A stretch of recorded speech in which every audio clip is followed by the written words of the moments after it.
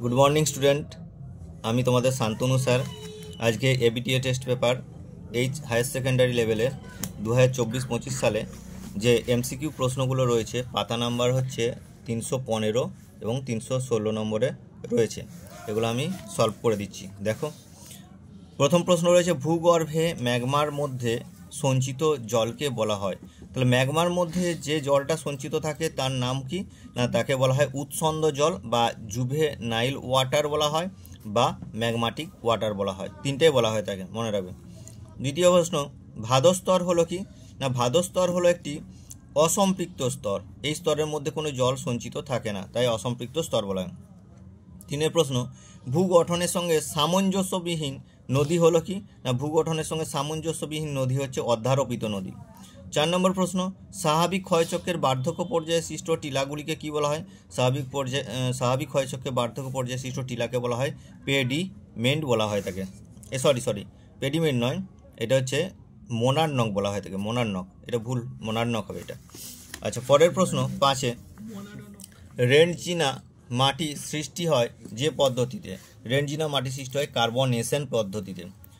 6 নম্বর প্রশ্ন স্পোডোসল, মনে রাখবে স্পোডোসল প দিয়ে স্টার্ট আছে, স্পোডোসল মৃত্তিকার উদাহরণ হলো কি পর্জল মৃত্তিকা।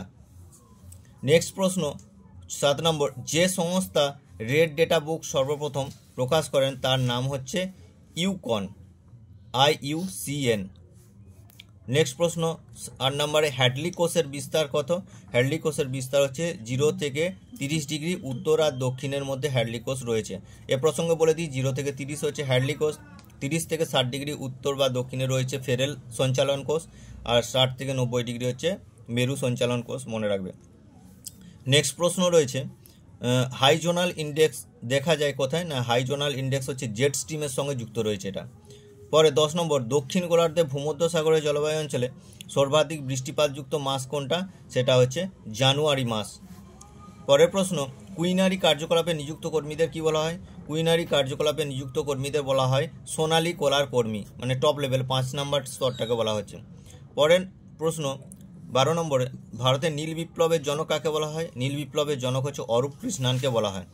8 নম্বর প্রশ্ন কি না ওজন হ্রাসমান দ্রব্যের ক্ষেত্রে পণ্যসূচক কত হয় না, ওজন হ্রাসমান দ্রব্য মানে এখানে আমরা দেখতে পাবো অবিশুদ্ধ যে কাঁচামাল, এক্ষেত্রে পণ্যসূচক হয়ে থাকে 1 বা 1-এর বেশি হয়ে থাকে, 1-এর কম হয়ে গেলে সেটা হচ্ছে বিশুদ্ধ প্রকৃতি কাঁচামাল হবে।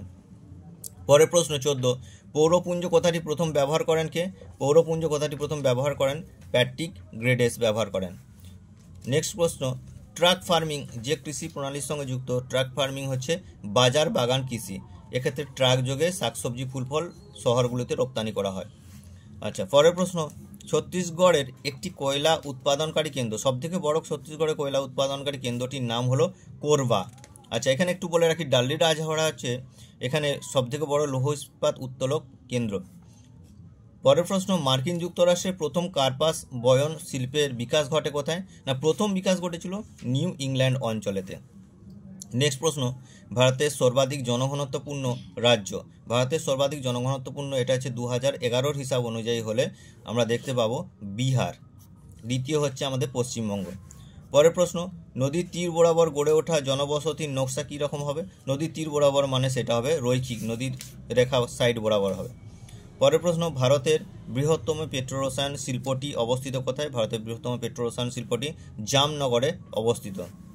নেক্সট প্রশ্ন পুষ্টিমৌলের ভাণ্ডার বলা হয় মাটির কোন স্তরকে, সবথেকে বেশি পুষ্টিমৌলের ভাণ্ডার কোথায় লক্ষ্য করা যায়, সেটা হচ্ছে আমাদের বি স্তরকে বলা হয় পুষ্টিমৌলের ভাণ্ডার, কারণ এ স্তর থেকে এলিভেশন প্রক্রিয়ায় বি স্তরে পদার্থগুলো এসে সঞ্চিত হয়, তাহলে সমস্ত পুষ্টিমৌলের ভাণ্ডার বলা হয় বি স্তরে। যাই হোক যদি তোমাদের ভিডিওটি মনে হয় প্রয়োজন লাগবে তাহলে তোমার বন্ধুদের মধ্যে লাইক কমেন্ট এবং একটা শেয়ার করবে এবং আমার চ্যানেলটি সাবস্ক্রাইব করে দেবে যাতে পরের ভিডিওগুলো এসে গিয়েগুলো